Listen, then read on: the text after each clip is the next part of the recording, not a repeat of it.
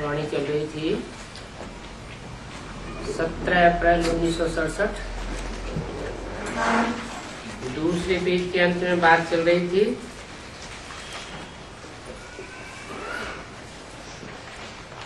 बाप तो ज्ञान का सागर है,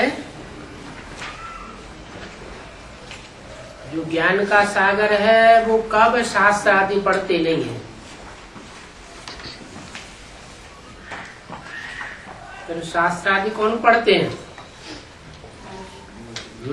बाप नहीं पढ़ते तो कौन पढ़ते हैं? बच्चे पढ़ते होंगे। बच्चों में मुख्य बच्चा कौन? कृष्ण बच्चा। तो पहले पढ़ाई पढ़ने वाला बच्चा कौन हो? है कृष्ण बच्चा। पहला पत्ता, सृष्टि का पहला बच्चा, तो पहले पढ़ाई पढ़ेगा। तो वो शास्त्र पढ़ता है और शिव बाबा उसका क्लैरिफिकेशन देते हैं। 17 अप्रैल 1967 की वाणी का तीसरा पेज। बाप कहते हैं मैं तो सब कुछ जानता हूं, मुझे शास्त्र रेफर करने की दरकार नहीं है। जानता हूं कि ये सब भक्ति मार्ग की सामग्री है। जो भी भक्ति मार्ग की सामग्री है वो सब इस विनाश में स्वाहा हो जाएगी। इस सामग्री से मनुष्य नीचे उतरते उतरते पतित बनते जाते हैं। भक्ति मार्ग माना ही दुर्गति मार्ग।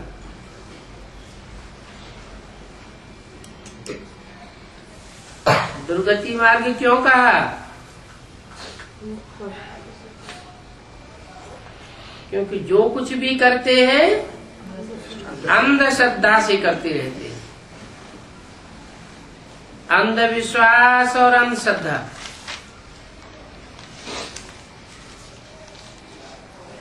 ज्ञान है सदगति मार्ग। ज्ञान से सदगति क्यों होती है? क्योंकि जो कुछ भी करते हैं समझ पूर्वक करते हैं। ये वेद शास्त्र आदि सब भक्ति मार्ग के कर्म कांड है।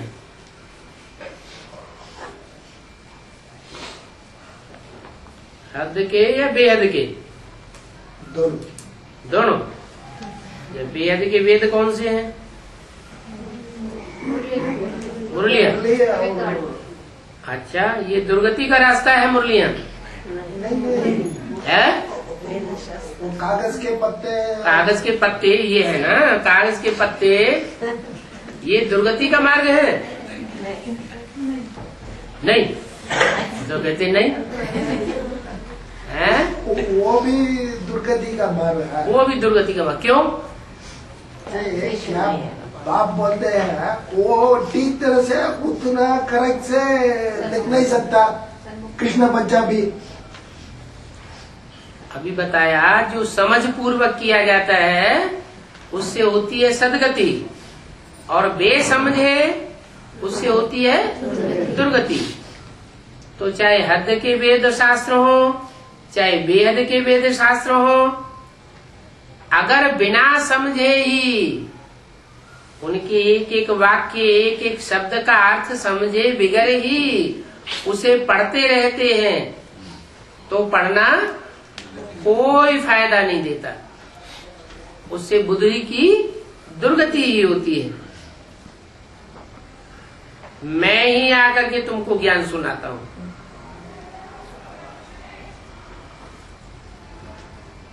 मैं माने कौन? शिव। क्या ब्रह्मा के तन में आकर के ज्ञान नहीं सुनाया? हाँ, ज्ञान तो सुनाया, लेकिन बाप के रूप में जो संपूर्ण ज्ञान है, गहराई तक है, वो बात नहीं बताई। ज्ञान सुनाता हूं तो तुमको समझ में आता है कि ये रचना कैसे रची हुई है। उन ब्राह्मणों को ये समझ में नहीं आता है कि सृष्टि की जो पहली रचना, पहला पत्ता है, वो कैसे रचा गया, उनकी बुद्धि में नहीं आता और तुम्हारी बुद्धि में आता है। तुम 84 जन्म कैसे लेते हो, ये भी बुद्धि में आता है। भारतवासी ही 84 जन्म लेते हैं।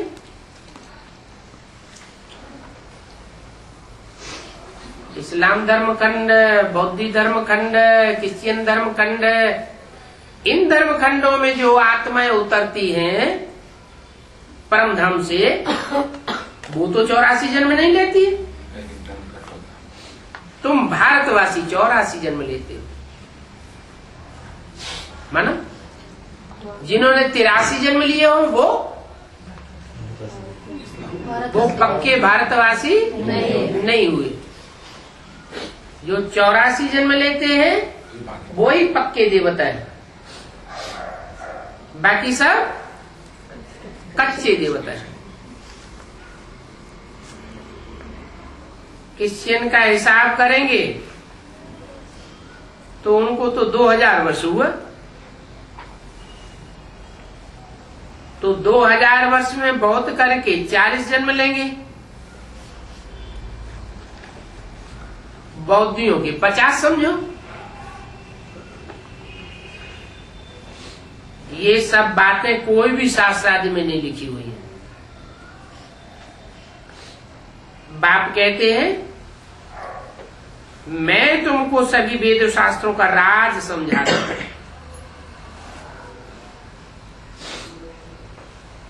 सब वेदों शास्त्रों का रहस्य क्या है, सार क्या है, वो तुम नहीं समझ सकते।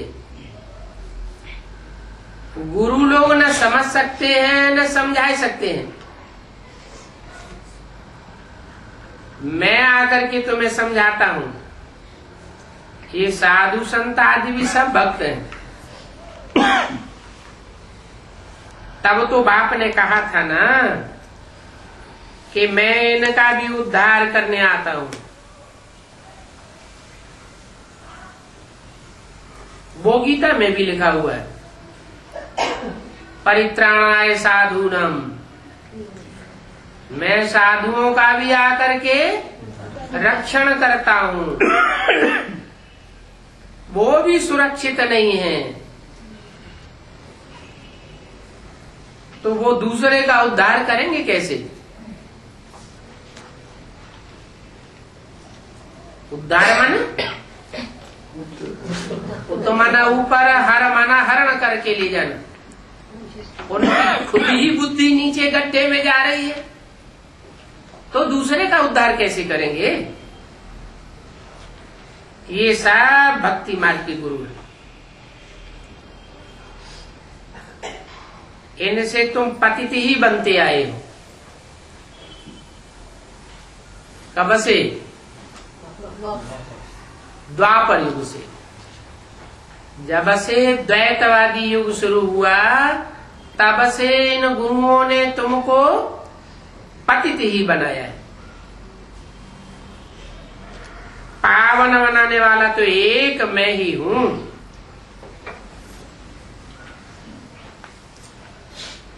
क्या पावन बनाने वाला एक मैं ही हूं?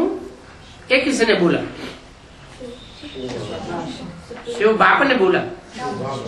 शिव तो बाप तो शिव बाप बिंदु को कहा जाता है। वो बोलेगा कैसे? शिव बाबा ने कहा एक मैं ही हूं पतितों को पावन बनाने वाला। मैं जानता हूं जिन्होंने कल्प पहले राज्य भाग लिया होगा वो ही आकर के अभी ब्राह्मण बनेंगे। जिन्होंने राज्य भाग न लिया होगा वो आकर के अभी ब्राह्मण नहीं बनेंगे। कौन से ब्राह्मण?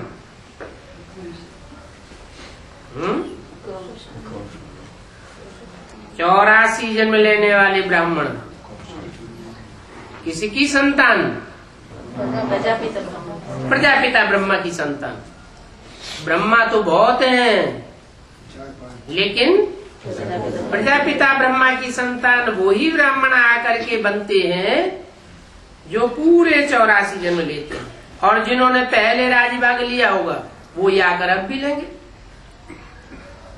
ब्राह्मण बने तब तो देवता बने, शूद्र से ब्राह्मण ही न बने तो देवता भी नहीं बन सकते। ये चक्र है क्या? शूद्र से ब्राह्मण, ब्राह्मण से देवता, देवता से क्षत्रिय, फिर वैश्य, फिर शूद्र, फिर ब्राह्मण। तो ब्राह्मण बने तब देवता बने।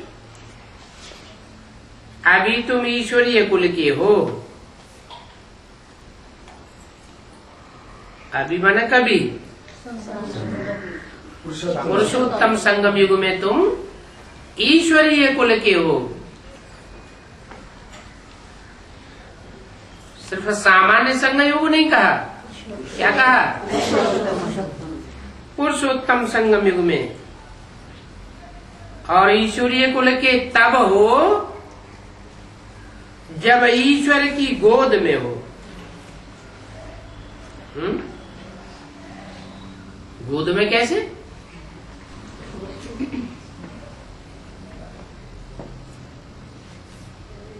गोद में कैसे होते हैं? गोद में तो छोटा बच्चा होता है, हैं? यहाँ तो बड़े बड़े बैठे हुए हैं, तो गोद में कैसे? छोटा समझ।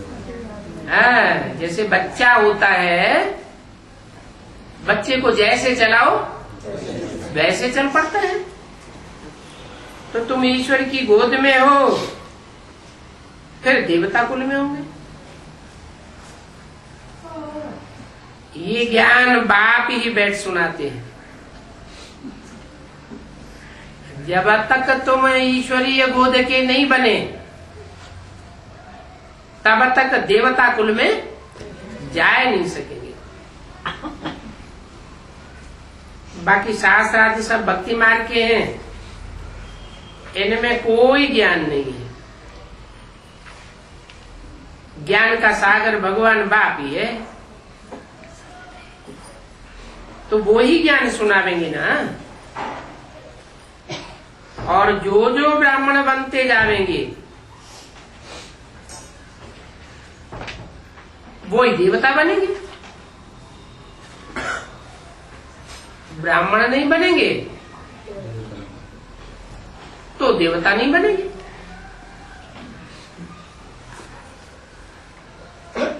जितना पढ़ेंगे, दूसरों को पढ़ावेंगे, दैवी गुण धारण करेंगे और करावेंगे, उतना ही ऊंच पद पावेंगे। क्या किसने कितनी बातें बताई? पढ़ेंगे, सिर्फ पढ़ेंगे ऐसे काम नहीं चलेगा। दूसरों को पढ़ावेंगे, धारण करेंगे दैवी गुण और दूसरों को करावेंगे, उतना ऊंच पद पावेंगे। क्योंकि यहाँ ही इन लक्ष्मी नारायण जैसा बनना है। अगले जन्म में नहीं बनना है, यहाँ ही बना। इस पुरुषोत्तम संगम युग के अंदर ही ऐसा बनना है। ओम शांति। 17 अप्रैल 1967 की वाणी का रात्रि क्लास। प्रदर्शनियों की आजकल धूमधाम लगी हुई है।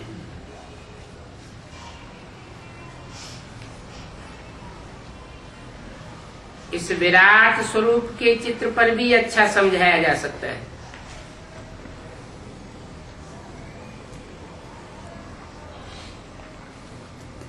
अभी शूद्र हैं इस समय, फिर शूद्रों के बाद आवेंगे ब्राह्मण।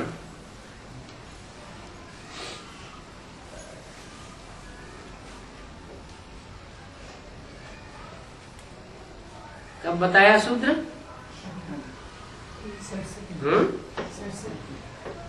अभी शूद्र हैं और सभी शूद्र हैं इस समय, फिर शूद्रों के बाद आवेंगे कौन? ब्रह्म। क्यों, ऐसा क्यों कहा? ब्रह्मा बाबा जब जीवित थे तो उस समय ब्राह्मण नहीं आए क्या? ब्राह्मण तो आए, लेकिन उन्हें अपने बाप का पता ही नहीं। वो अपने को अम्मा कुमार कहते हैं, तो माँ बाप प्रवृत्ति मार्ग के बच्चे हुए ही नहीं। इसलिए बोला फिर माना बाद में, शूद्रों के बाद आवेंगे ब्राह्मण। ब्राह्मण बने बिना देवता बन नहीं सकते। ब्रह्मा द्वारा ब्राह्मण चाहिए,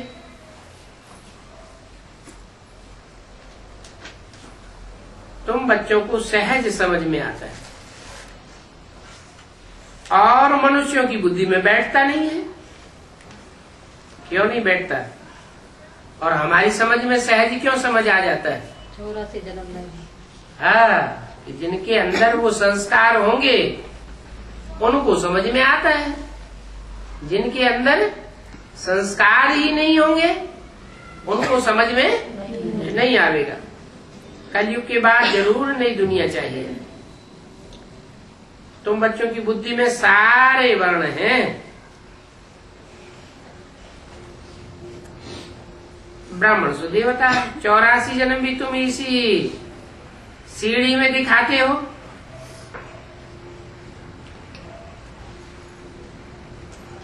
बाकी तो अनेक मनुष्य और अनेक प्रकार के उनके प्रश्न होंगे, क्योंकि वो अनेक मत वाले हैं।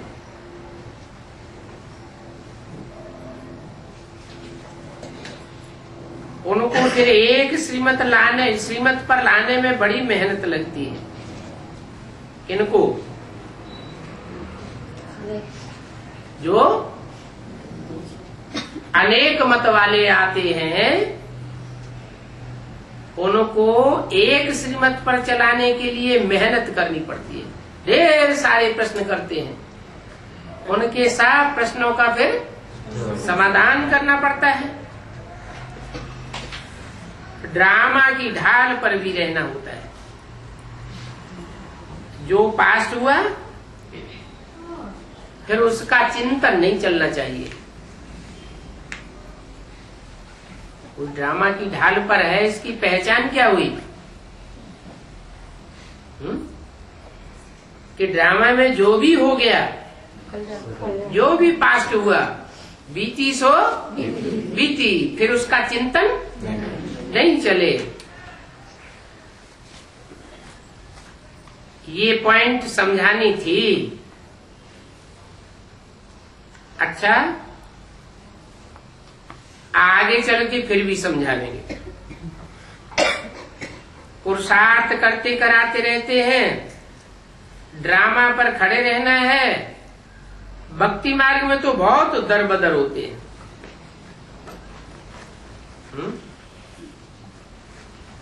भक्ति मार्ग में दर बदर होते हैं।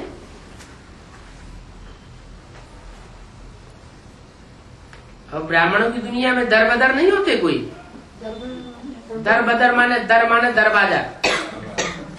एक दरवाजे पे जाएंगे, फिर दूसरे दरवाजे पे जाएंगे।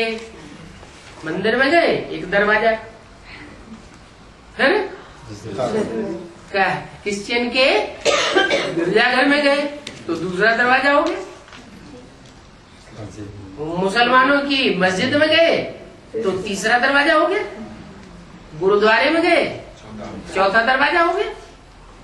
तो वहां तो दर दर भटकते रहते हैं। कहाँ? भक्ति मार्ग में।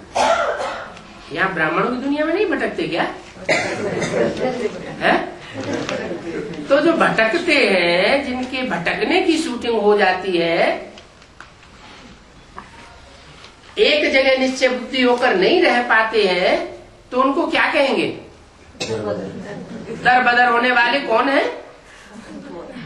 भगत है, भगवान के बच्चे नहीं बने।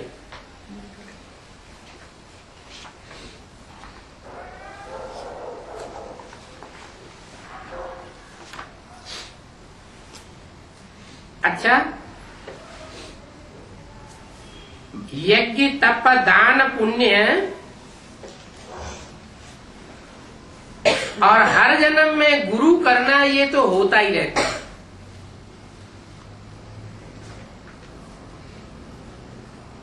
फिर इस समय गुरु एक ही मिलता है।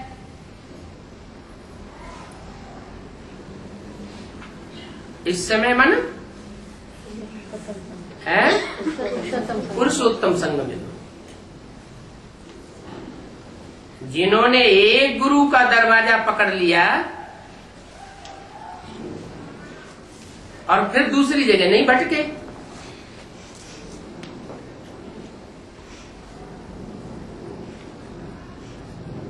तो उनको कहेंगे पक्के पटे पे आ गए।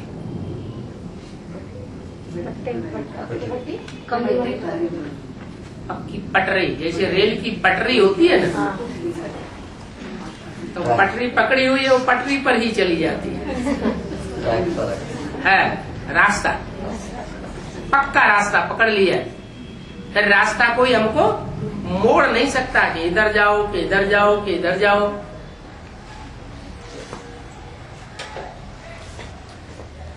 क्योंकि तुम्हारी बुद्धि में बैठ गया है सर्व की सदगति करने वाला एक बाप है।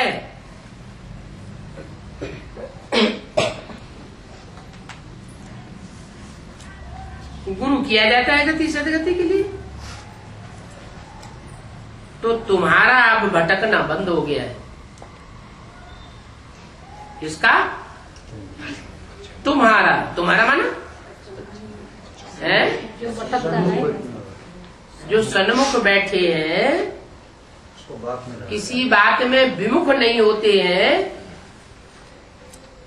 न वाचा से विमुख होते, न मनसा के संकल्पों से विमुख होते, न कर्मेंद्रियों से कोई विपरीत काम करते हैं।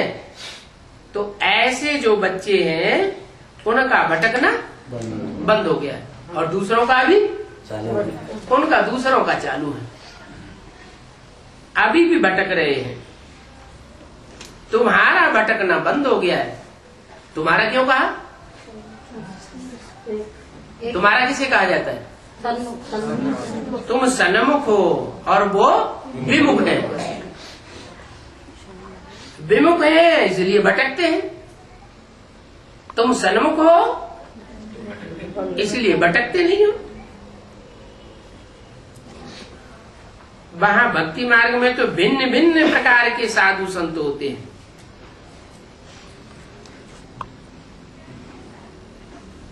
एक तरह के नहीं होते। कोई सफेद कपड़े वाले होंगे, कोई लाल कपड़े वाले होंगे, कोई काले कपड़े वाले होंगे, कोई पीले कपड़े वाले होंगे, कोई नंगे भी रहते हैं।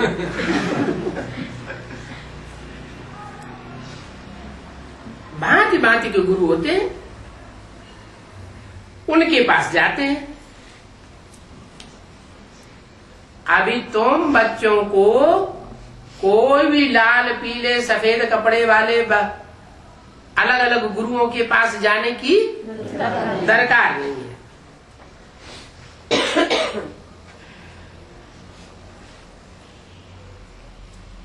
कपड़े का मतलब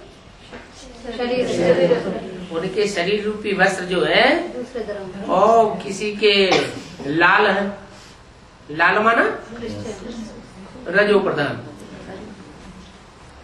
कोई सतो प्रधान सात्विक सन्यासी भी होते हैं, कोई रजो प्रधान होते हैं, कोई काले कपड़े तमो प्रधान भी होते हैं। तुम बच्चों को उनके पास जाने की दरकार नहीं है। तुमको तो एक से ही सर्व गुण सीखना है। अगर तुम उनके पास जाते भी हो तो सिर्फ देख रेख करने के लिए जाते हो, देखें ये क्या करते हैं।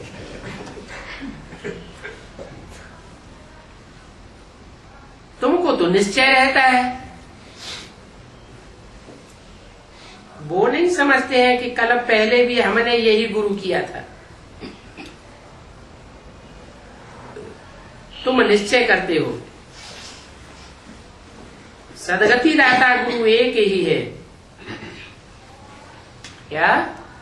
एक है सदगति दाता और बाकी सब है दुर्गति दाता।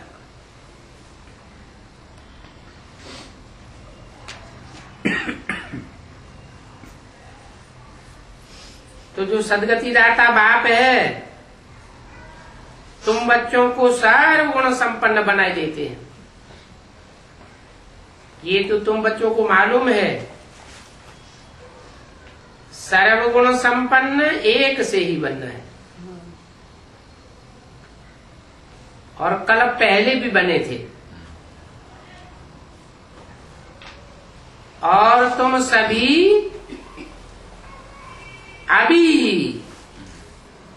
इस पुरुषोत्तम संगम युग में ही सर्वगुण संपन्न 16 कला संपूर्ण हिंसक मर्यादा पुरुषोत्तम बनते हो। सबका पुरुषार्थ अच्छी रीति चलता है।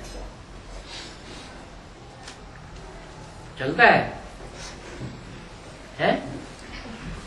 अच्छी रीति चलता है। खबर जो मेले नींद तो नहीं आती है? आती है तो नहीं चलता है, और खूब आती है तो नहीं चलता है। तो यहाँ तो बोला कि सबका पुरुषार्थ अच्छी रीति चलता है। फिर तो बात तो झूठी हो गई है। अच्छी रीति चलता है माना जो पुरुषोत्तम संगम युग है 100% ऊंची स्टेज का जब युग पकड़ेंगे तब तुम्हारा पुरुषार्थ भी अच्छी रीति चलेगा। प्रदर्शनी में कोई को बहुत नहीं समझाना है। क्या? बहुत लंबा लंबा नहीं समझाना, थोड़ा समझाना है। जब ऐसे समझाने बैठते हैं तो फिर बहुत शौक लग जाता है।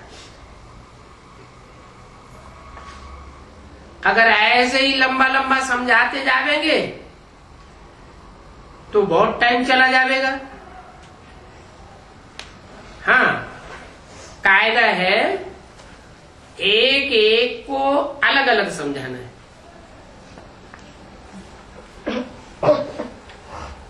क्यों? हाँ, क्योंकि पता तो है नहीं कौन किस धर्म का है, कौन किन किन धर्मों से गुजर करके आया है। इसलिए हर आत्मा को अलग अलग बैठ करके समझाना है। क्यों? प्रजा तो लाखों की तादाद में बनती है, तो एक एक को समझाने से कैसे चलेगा? है? एक एक को समझाने से बनेगा या हुजूम को समझावेंगे तब लाखों प्रजा बनेगी? एक राजा की कितनी प्रजा होती है? लाखों की तादाद में प्रजा होती है।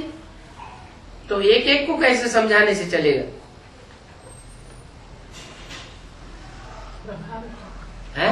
संदेश मिलने से प्रजा। अरे हमारा लक्ष्य क्या है? हमारा लक्ष्य है राजा बनने का। बाप हमको राजा बनाने आया है। हम राजयोग सीख रहे हैं, तो दूसरे आवेंगे तो उनको भी क्या सिखावेंगे? हैं? राजयोग ही सिखावेंगे ना। कि हमारा लक्ष्य प्रजा योग का है? तो राजयोग का नियम क्या है? हुजूम को समझाना या एक एक से बैठ माथा मारना?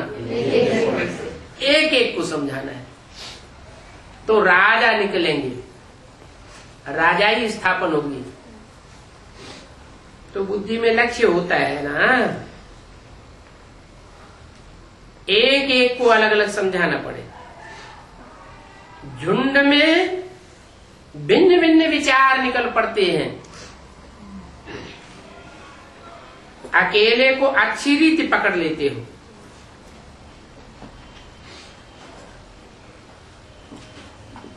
झुंड में कोई कौवा आएगा और उसने अपनी काव काव शुरू कर दी तो सबको तोड़ देगा। जैसे कि शुरू में एक एक को समझाया जाता था। क्या आदमी क्या करते थे? एक एक को समझाते थे। आदमी समझाते थे तो अंत में भी जरूर एक एक को समझाएंगे। आदि कब और अंत कब?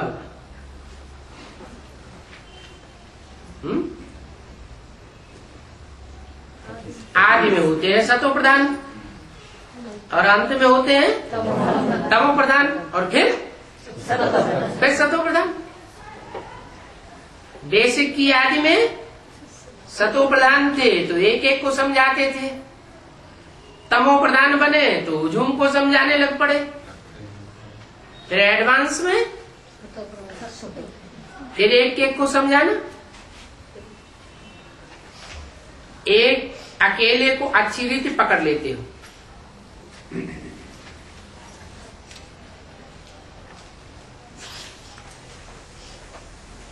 तो भी दुनिया ने तो बदनाम किया। कितनी बदनामी होती थी कि आंखों से आंखें लड़ाते, एक दो के सामने बैठते हैं। अरे हम आत्माएं तो भाई भाई ठहरे ना।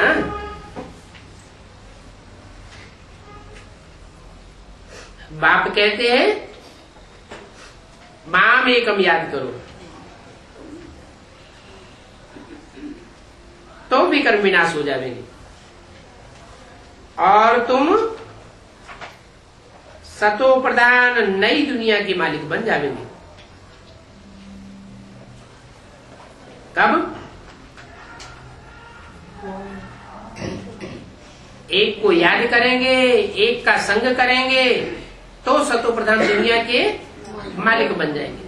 और अनेकों को याद करेंगे, अनेकों का संग करेंगे, चाहे दृष्टि से, चाहे वृत्ति से, चाहे कर्मेंद्रियों से अनेकों का संग करेंगे तो तमो प्रधान बनेंगे या सतो प्रधान बनेंगे? तमो प्रधान बन जाएंगे। जब विनाश सामने आवेगा तब लोग समझेंगे कि हाँ इनमें कुछ है जो हमारे में नहीं है। ताकत, वो ताकत इनमें है।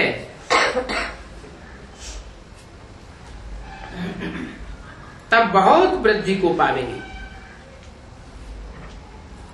समझेंगे ये तो भगवान इनको राजयोग सिखाए रहे हैं।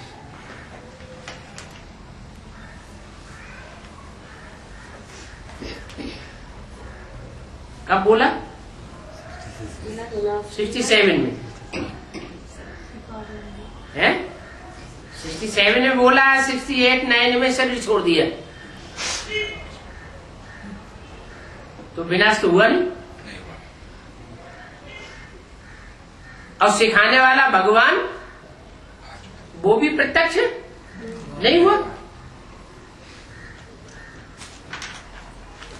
तो लोग कब समझेंगे कि भगवान राजयोग इन्हें सिखाते हैं? किन की बात है? बेसिक वालों की बात है या एडवांस वालों की बात है? एडवांस वालों की बात है। जब विनाश होगा तो लोग समझेंगे। कौन लोग समझेंगे? बाहर की दुनिया वाले, ब्राह्मणों की दुनिया वाले लोग ही समझेंगे कि इनको भगवान सिखाते हैं। अभी तो क्या समझते हैं? अभी वो और उनके गुरु क्या समझते हैं? वो समझते हैं कि भगवान ने हमको पढ़ाई डायरेक्ट, क्या भगवान ने दादा लेखराज ब्रह्मा के तन में आकर हमको डायरेक्ट पढ़ाई और हम सारी दुनिया को डायरेक्ट पढ़ाई रहे हैं, राजयोग सिखाए रहे हैं। उनकी बुद्धि में ये नहीं आता कि अभी कोई भगवान का स्वरूप दुनिया में और कोई हो सकता है। तो क्या समझ करके बैठ गए? शिवो हम समझ के बैठ जाते हैं। ऐसे शिवो हम समझ के बैठने वाले राजयोग कैसे सिखावेंगे? राजयोग सिखाने के लिए एक व्यापी बुद्धि में बैठाना जरूरी है, या सारे गुरु शिवो हम कह के बैठ जावे तो राजयोग सिद्ध हो जाएगा? बुद्धि भटक जाएगी या बुद्धि एकाग्र हो जाएगी? भटक जाएगी।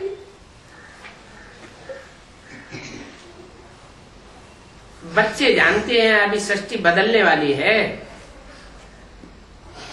उपद्रव दिन प्रतिदिन बहुत होते रहते हैं। पैसों के लिए पिकेटिंग, भूख हड़ताल आदि क्या क्या करते रहते हैं। विघ्नों का कोई पारावार नहीं है। विघ्न बढ़ते जाते हैं या घट रहे हैं? बढ़ते ही जाते हैं। फिर बाद में निर्विघ्न दुनिया बन जाएगी। क्या अभी विघ्नों की अति होगी, अति के बाद अंत आ जाएगा। फिर तुम्हारी दुनिया कैसी बन जाएगी? निर्विघ्न दुनिया बन जाएगी।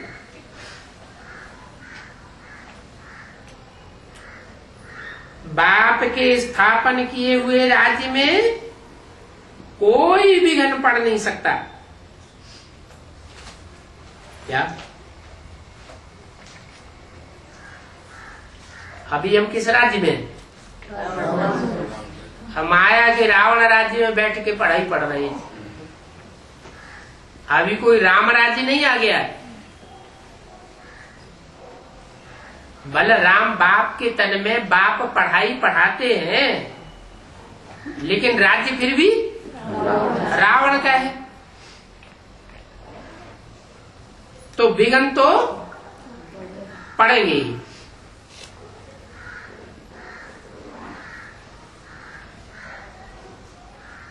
विघ्न पड़ते हैं रावण के पुराने राज्य में। बच्चे भी समझ गए हैं कि रावण ही हमारा बड़ा दुश्मन है।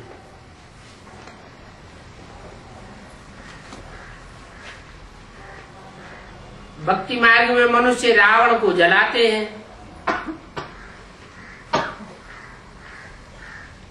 परंतु समझते नहीं है कि वो हमारा दुश्मन है।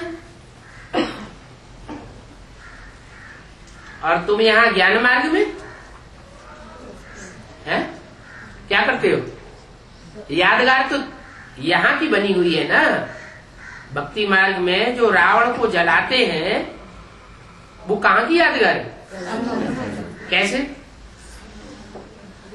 जी को जला। हाँ, राम के तीखे तीखे बाण जब उन रावण संप्रदाय को लगते हैं तो वो तिलमिलाने लगते हैं।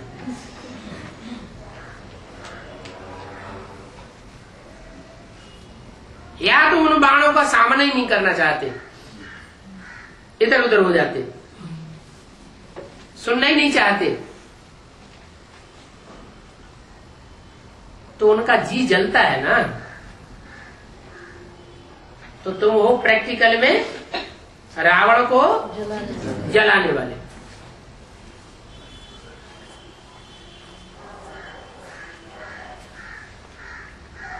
तो तुम समझते हो क्या कि रावण हमारा दुश्मन है। दुश्मन समझकर भी जलाया तो नहीं जाता क्या? हम समझते हैं कि ये रावण है, हमको रुलाने वाला है, परंतु दुश्मन को भी जलाया तो नहीं जाता।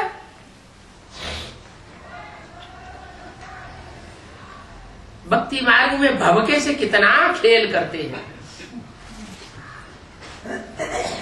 रावण जलाने का। सबसे बड़ा खेल कौन से शहर में होता है? दिल्ली में होता है? मैसूर में होता रावण जलाने का खेल।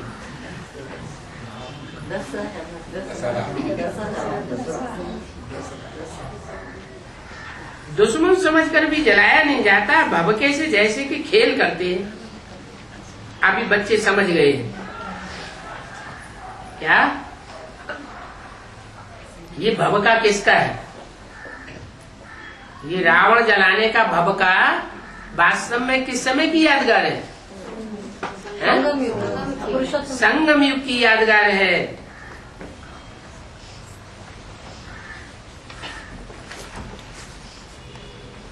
हमारा पुराने से पुराना दुश्मन यही है,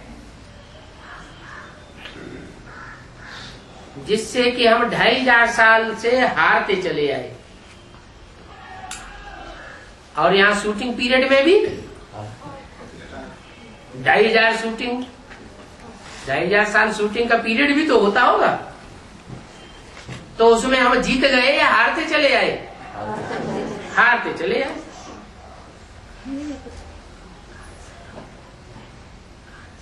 अब हम श्रीमत पर चल करके जीत पहन रहे हैं। हमारी बुद्धि में भी आ गया है क्या? जितना श्रीमत पर चलते हैं उतना जीत पहनते हैं। जितना मनमत पर या मनुष्य मत पर चलते हैं उतनी इस माया रावण से हार खाने की शूटिंग करते हैं।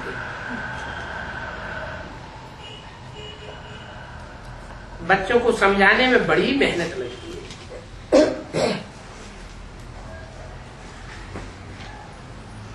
इसको बच्चों को मेहनत लगती है। बच्चों को समझाने में बड़ी मेहनत लगती है। कोई अच्छा समझते हैं तो समझते हैं कि ब्रह्मा कुमार कुमारी अच्छा काम करती है। यहाँ कोई नया धर्म तो स्थापन नहीं होता है। जो धर्म प्रायः लोप हो गया है वही धर्म यहाँ स्थापन हो रहा है। शूटिंग पीरियड में क्या होता है?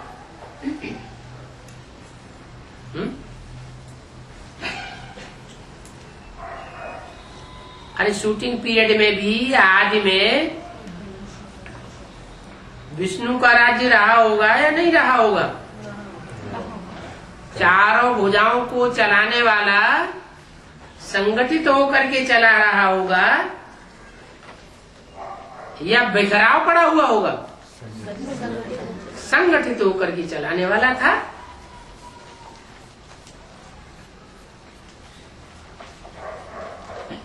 तो जो प्रायः लोप धर्म हो गया है वो ही फिर से हम स्थापन करते हैं। माने यज्ञ के आदि में खेर बखेड़ा हो गया।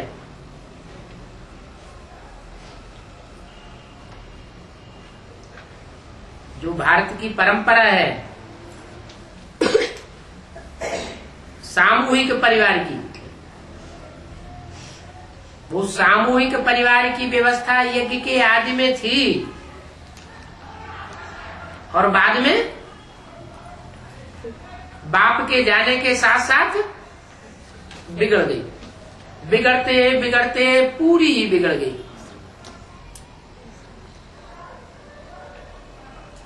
अब फिर से वही धारणा हम स्थापन करते हैं। तुम जानते हो कि आर्य समाजी आज फिर से अपने मठ पंथ स्थापन कर रहे हैं। कहाँ?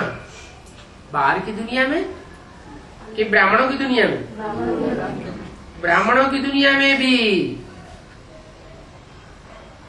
बेसिक नॉलेज में आर्य समाजियों का मुखिया कौन रहा? जो आखिरी जन्म में पहले था भी आर्य समाजी पक्का, फिर ब्राह्मण बना, फिर उसने सारी सत्ता अपनी मुट्ठी में ले ली।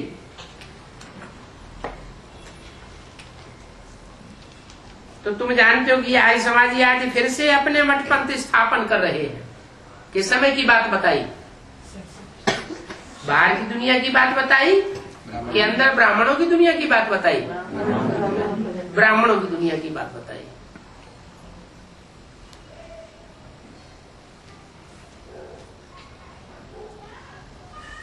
उनको ड्रामा का पता ही नहीं है। क्या वो समझते अब सारी सत्ता हमारी मुट्ठी में आने वाली है। उनको ड्रामा का पता नहीं है कि क्या होने वाला है, किसके हाथ में राजाई जाने वाली है। कोशिश करते हैं कि विश्व की बादशाही हमारे हाथ में आ जाए।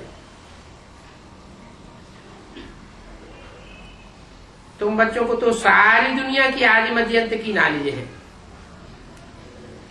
कोई एक भी मनुष्य नहीं है जिसकी बुद्धि में ये नॉलेज हो।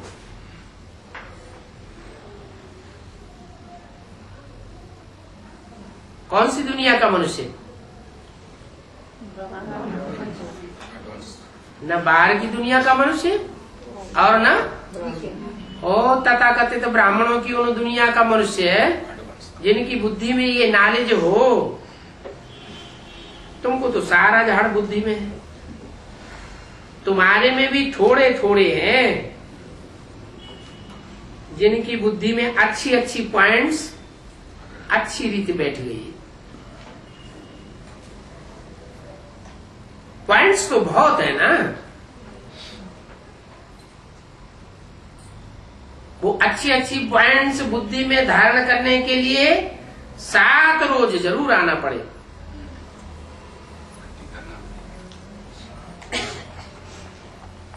जरूर आना पड़े। 7 रोज ना आए तो क्या अंतर पड़ेगा? दूसरे धर्म का शूटिंग हो जाता है। दूसरे धर्म की शूटिंग हो जाता है।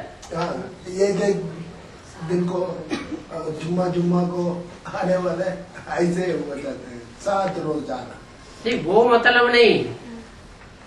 7 रोज भट्ठी की बात बताई। 7 रोज जरूर आना पड़े। फिर भी कहा जाता है जो भी हम सर्विस करते हैं वो ड्रामा प्लान अनुसार करते हैं। पॉइंट्स का कोई चिंतन चलाते नहीं है। अच्छा, बच्चों को गुड नाइट।